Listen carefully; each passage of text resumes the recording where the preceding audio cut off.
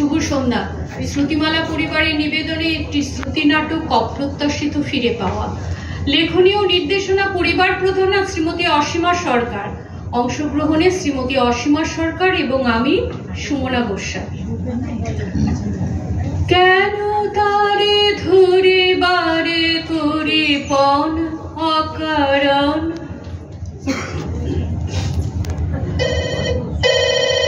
Hello, কে? Hello, আমি কি তনিমা সেনগুপ্তর সাথে কথা বলছি? ইয়েস, কিন্তু আপনি কে? আমি অমিতা ব্যানার্জি। কে অমিতা? ও আচ্ছা আচ্ছা, আমাদের সেই কলেজের ত্রিমূর্তির অমিতা কি? আরে এই তো, তুই ঠিক চিনেছিস। বরাবর তোর স্মৃতিশক্তি খুব প্রখর, এখনো দেখছি তোর সব মনে থাকে। বেশ, তুই হলি তাহলে আমাদের সেই অমিতা। হ্যাঁ রে, আমাদের সেই সার্কেল, সেই ত্রিমূর্তি, অমিতা কল্লোল তনিমা, তনিমা কল্লোল অমিতা। কিন্তু এই এতদিন পরে? বলছি অনেকদিন ধরে তোকে খুঁজছি। পুরনো অনেকের কাছেই তোর ফোন নাম্বার চেয়েছি, জানিস কেউ দিতে পারিনি, খুব মন খারাপ হয়েছে। বুঝলাম, কিন্তু তারপরে আমার ফোন নাম্বার তো তোর কাছে ছিল। সে অনেক কথা, বলবো তোকে পরে। এই শোন না, আমি খুব শিগগিরই তোর সাথে দেখা করতে চাই, প্লিজ তুই না করিস না। না করার কোনো প্রশ্নই নেই, তবে একটু অবাক হচ্ছি, তোরা দুজন তো শেষে আমাকে একদম বয়কট করেছিলি। ছাড় না ওসব কথা। বেশ, ছাড়লাম। কল্লোল কি দেখা করতে চাই, আসবেও? সব বলবো তোকে সেসব, তুই শুধু খুব তাড়াতাড়ি একটা ডেট দে, দেরি করা চলবে না। বেশ, আজ তো শুক্রবার, অফিস যাব, কালকে হাফ ডে, তাহলে পরশু আর কামিং সানডেতে আমরা মিট করব। অবশ্য তোর যদি কোনো প্রবলেম না থাকে। না না, আমার কোনোদিনই কোনো সমস্যা নেই। বেশ, রবিবার আমরা দেখা করি, টাইমটা আর জায়গাটা তুই ঠিক করে আমাকে একটু জানা। আচ্ছা, এটাই তো তোর ফোন নাম্বার? ডেট করে দিয়েছিলে, ডিলিট করে দিয়েছিলাম, আবার সেভ করে নিলাম, রাখলাম। মঞ্জুদি, আমি অফিসে বেরোলাম, দরজাটা বন্ধ করে দাও, আজ ফিরতে দেরি হবে। তুমি রান্না করে কাজ সেরে চলে যেও, আমার কাছে চাবি আছে, আমি ঢুকে যাব। হ্যালো তনিমা, কখন থেকে রিং হচ্ছে, ফোনটা ধরছিস না কেন? আজ আমরা বিকেলে ঠিক 5টায় কলেজ স্ট্রিট কফি হাউসে মিট করছি। তাহলে হ্যাঁ যাবো, দেখা করার আগ্রহ দেখে অবাক হচ্ছি, বেশ এক্সাইটেড তুই। রাখলাম। এক্সকিউজ মি, যদি ভুল না করি তুই অমিতা তো? তনিমা, আয় আয় আয় বস। হ্যাঁ রে, আমি অমিতা। কখন এসেছি, আর শুধু দরজা দিকে তাকিয়ে আছি, তুই কখন আসবি, দুজনের জন্য কফি বলি। বলতে পারিস তারপরে তোর কল্লোল কোথায় এলো না তো? আমার এত জরুরি তলব কেন? বলবো, সব বলবো তোকে, তাই তো তোকে আজকে ডেকেছি। আজ সব সত্যি বলবো। সব সত্যি বলবি? আর কি সত্যি কি মিথ্যা বলবি? আমার জীবন থেকে তো সব সুখে তুই কেড়ে নিয়েছিস। প্লিজ তনিমা, ওইভাবে বলিস না। নে কফিটা খা, খেতে খেতে আমরা কথা বলি। আর শুধু সব বলবো বলেই তোকে ডেকেছি, তোকে ছাড়া আর কাকেই বা বলবো। বুঝলাম, কিন্তু সেদিন রাতের বেলা তো তুই আমার আসল মানুষটাকে পুরো পাল্টে দিলি কল্লোলকে। কল্লোল সেদিন আমার কোনো কথা শুনলো না, তুই আমার সব শেষ করেছিস তুই। Please Tanima, I am really very sorry, please. Sorry বললেই কি সব মিটে যায়? আজকে তাকে আনলে না কেন? জানতে চাইতাম আমার অপরাধ, শুনতাম সে কি বলতে চায়। চোরের মতো পালালো কেন সেদিন? বলবো প্লিজ, তুই আগে একটু শান্ত হ।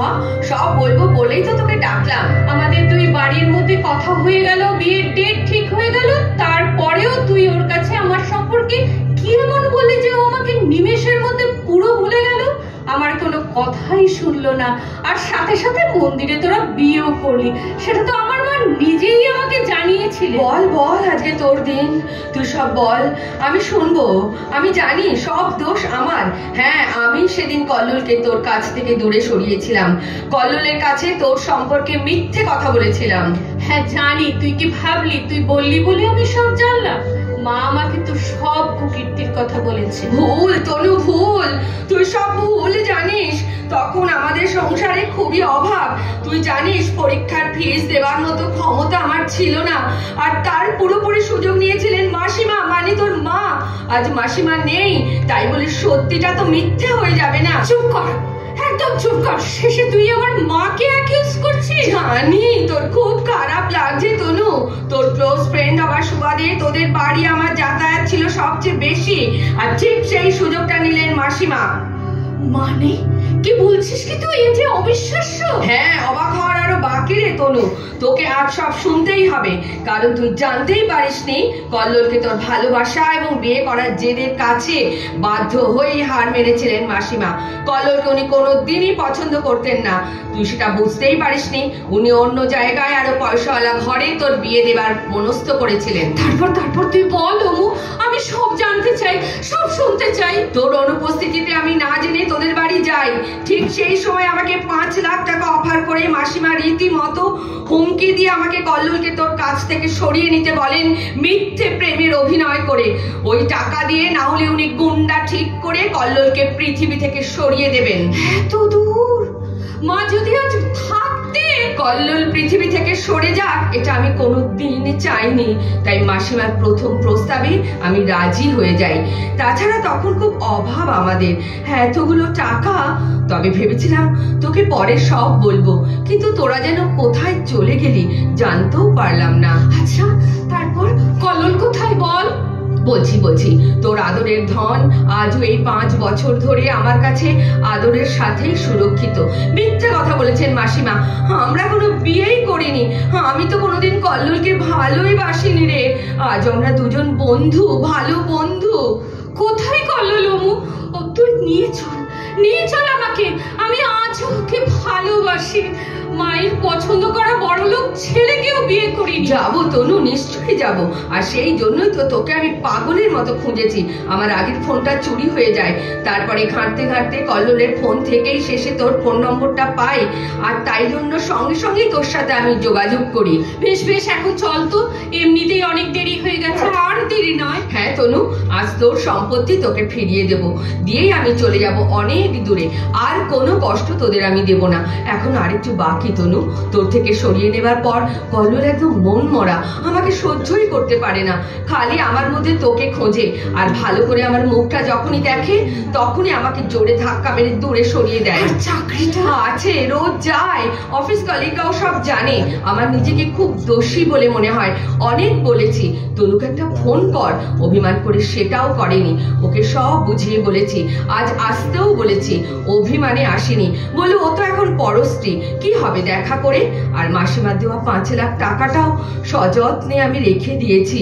বহু অভাবেও আমি 1 পয়সাও খরচা করতে পারিনি রে।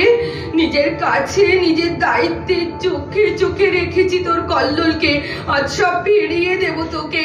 তোরা দুজনে বিয়ে করে সুখী হ, ওর বাবা মাও তোর অপেক্ষায়। কল্লোল দেখ কে এসেছে, চিনতে পারিস? কল্লু, তোকে কত বছর পরে দেখলাম, আর তোকে কেউ আমার থেকে আলাদা করতে পারবে না। আমরা 3 জন আবার সেই আগের মতো কলেজের দিনগুলোর মতো আনন্দে একসাথে থাকবো, সময় কাটাবো। আর অমু, তোর আমাদের ছেড়ে কোথাও যাওয়া চলবে না। সে কি রে, আর বিয়েটা? নো বিয়ে, অনলি ফ্রেন্ডশিপ, বুঝলি? Only friendship. আর এরই না কৃতজ্ঞতা, তুই আমার কল্লোলকে ফিরিয়ে দিয়েছিস, তাই কোনো মূল্যেই তোকে আমি হারাতে পারবো না। আমাদের সব ভুল বোঝাবুঝির অবসান আজ এখানেই হোক। সামনে শুধুই আনন্দ আর নতুন জীবন। মাঝে হলো ছাড়াছাড়ি। আর সেই ত্রিমূর্তি, অমিতা কল্লোল তনিমা, তনিমা কল্লোল অমিতা। কৃতজ্ঞতা আলাপকে ধন্যবাদ সমরদাকে। সুন্দর উপস্থাপনায় আমাদের পরবর্তী শিল্পী